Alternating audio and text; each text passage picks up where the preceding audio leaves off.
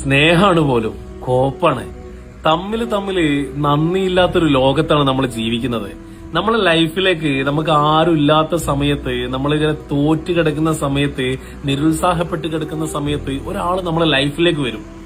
ആ ആള് നമുക്ക് ഭയങ്കരമായിട്ടുള്ള കെയറിങ് തരും, സ്നേഹം തരും, നമുക്ക് ഒരുപാട് നേരം സംസാരിക്കാനുള്ള ഒരു അവസരം തരും, നമ്മൾ പറയുന്നതൊക്കെ കേട്ടു നിൽക്കും. അവസാനം വലിയൊരു ആശ്വാസമാണ് ഈ മനുഷ്യൻ തന്നത് എന്ന് വിചാരിച്ചിരിക്കുന്ന സമയത്ത് ആ മനുഷ്യന് നമ്മളെ ചതിക്കും. സ്നേഹം തരുന്നവരാരുണ്ടോ അവരൊക്കെ നമ്മളെ ചതിച്ചു പോവുകയുള്ളൂ. ഈ 10-30 കൊല്ലം നമ്മളെ മാതാപിതാക്കൾ തന്ന സ്നേഹമൊന്നും ഇന്നലെ കടന്നു വന്ന ഒരാൾക്കും നമുക്ക് തരാൻ പറ്റൂല. അതുകൊണ്ടാണ് പറയാനുള്ളത്, നന്ദി കെട്ട ഉലകാണ്.